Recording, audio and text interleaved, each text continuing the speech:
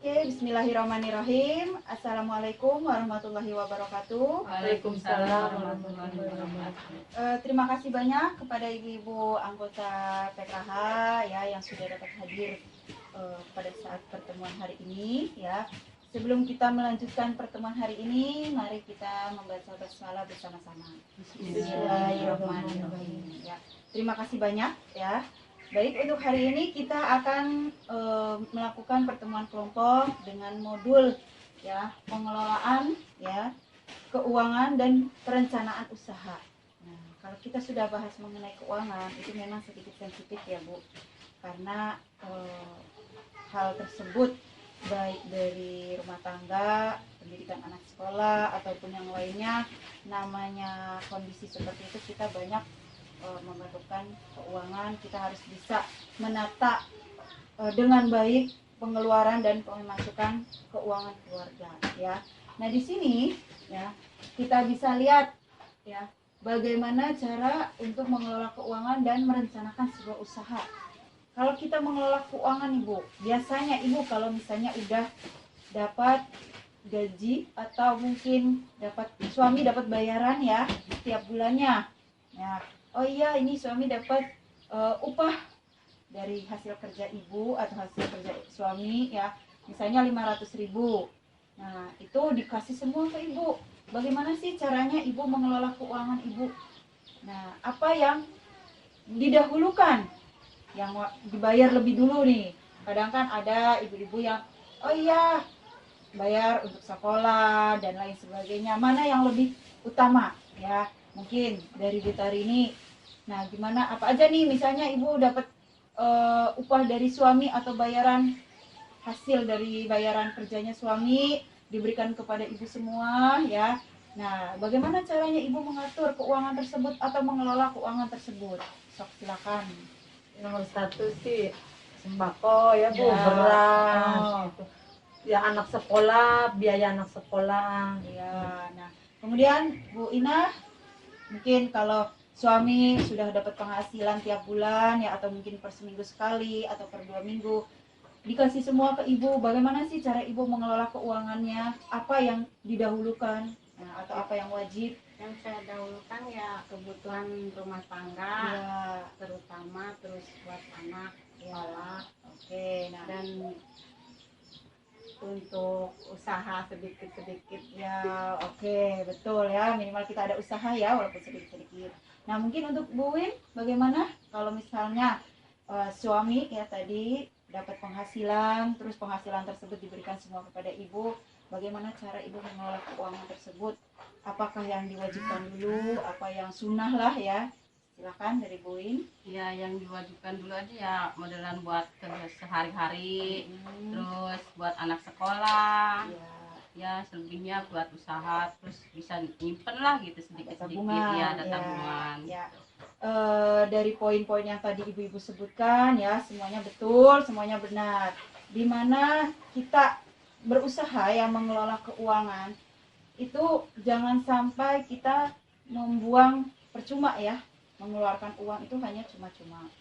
Kita melihat dulu mana yang wajib ya, yang akan kita keluarkan, yang akan kita bayarkan ya, tadi yang mungkin sudah ibu-ibu sebutkan, dari yang paling utama untuk dapur ya, uang dapur pasti beli sembako, beras, minyak, gas ya, ataupun lauk pauk lainnya.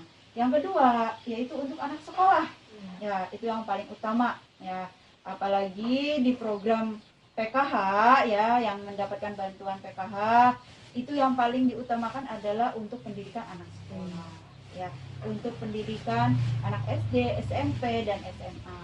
Untuk balita, baik minum susunya, makanan bergizi, ibu hamil ya, itu yang diutamakan.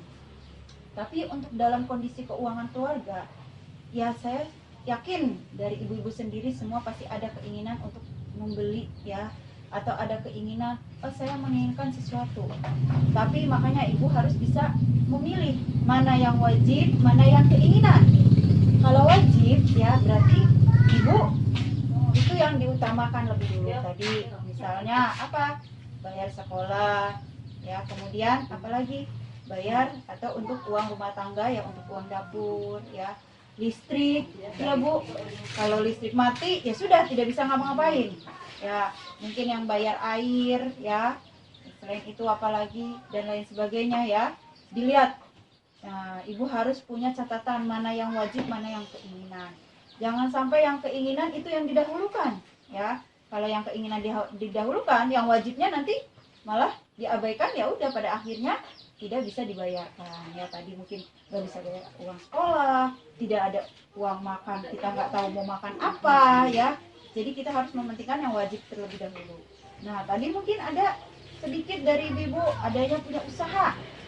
Nah, makanya kita misal sudah dapat masukan dari penghasilan dari suami, kita sudah mengelola keuangan dengan baik dan ada lebihan nih uangnya. Nah, sebisa mungkin minimal ibu ada tabungan. Untuk apa? Untuk usaha. Selain itu untuk apa? Mungkin suatu saat mendadak ibu perlu biaya yang agak lebih besar ya, ibu jadi ada tabungan. Ya, jangan sampai pada saat kondisi suami penghasilannya kurang atau kita juga kondisinya lagi memang penghasilannya agak sedikit seret ya, itu bisa digunakan uang tabungan tersebut ya. Sebelum ibu berpikir untuk meminjam. Ya, makanya di sini ada kita pembahasan stop gali lubang dan tutup lubang. Dengan cara apa? Pengelolaan uang yang tepat. Ya, nah ini bisa ibu coba, mungkin Bu Rini bisa sebutkan poin pertama ya. Rencanakan dan kendalikan penggunaan uang bersama keluarga. Ya, betul. Mungkin dari Bu Ina poin keduanya. Biasakan menabung dengan disiplin. Nah, mungkin dari Bu Win. Pertimbangkan dengan matang sebelum memutuskan berhutang. Nah, ya, makanya di sini sudah jelas ya Bu, ada stop gali lubang dan tutup lubang. Jangan sampai kita meminjam di A, kita ada utang, kita minjem ke B, nutup yang ini, tapi tetap saja kita punya utang juga ya. Nah, dengan cara apa? Bagaimana cara kita mengelola keuangan tersebut? Ya tadi rencanakan di awal. Kita punya catatan mana yang wajib, mana yang keinginan. Rencanakan dan kendalikan penggunaan uang bersama keluarga ya. Apa yang didahulukan pembayarannya dari listrik ya, dari untuk uang keseharian, uang makan ya, uang apa? Gas ya. Ya, untuk pembelian sembako, terus juga untuk bayar anak sekolah dan lain sebagainya. Nah, yang keinginan kalau memang bisa diabaikan, ya diabaikan dulu. Kalau memang bisa ditunda, ditunda dulu. Ya, itu yang keinginan, berarti tidak wajib. Kalau wajib, listrik kan nggak bisa ditunda, Bu. Kalau listrik mati, kita nggak bisa ngapa-ngapain. Kita tidak ada penerangan, tidak ada lampu. Kalau kita tidak ada bahan-bahan sembako, berarti kita tidak bisa makan. Tidak bisa makan. Saya ulas lagi ya Bu, saya ingatkan kembali untuk perihal bagaimana kita mengelola keuangan dan bagaimana kita merencanakan usaha.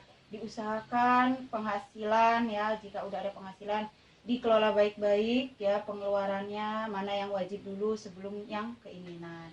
Dan juga dipikirkan kembali Bu, kalau memang ibu berniat untuk berhutang ya, baik legalitasnya, khususnya ya untuk bagaimana cara kita membayar hutang tersebut. Jangan sampai pemasukan kitanya berapa ya, kita hutangnya juga lebih banyak dari pemasukan ya. Pada akhirnya nanti ibu-ibu sendiri yang terlilit hutang. Nah, selain itu juga harus dilihat kondisi bunga dari pinjaman ya dan lain sebagainya. Tapi diusahakan juga kalau bisa jangan berhutang ya Bu. Nah, dengan cara apa ya tadi? Adanya menabung, adanya menyisihkan sedikit dari penghasilan kita. Selain itu, apa, kita bisa membuka usaha ya, walaupun kecil-kecilan ya. Nah, terima kasih banyak untuk hari ini ya. Kurang lebihnya saya mohon maaf. Saya harap dari modul atau dari pertemuan bagaimana kita mengelola keuangan, bagaimana kita mencari ide usaha, itu bisa diimplementasikan di kehidupan ibu sehari-hari ya. Kurang lebihnya saya mohon maaf. Terima kasih. Wassalamualaikum warahmatullahi wabarakatuh. Waalaikumsalam warahmatullahi wabarakatuh.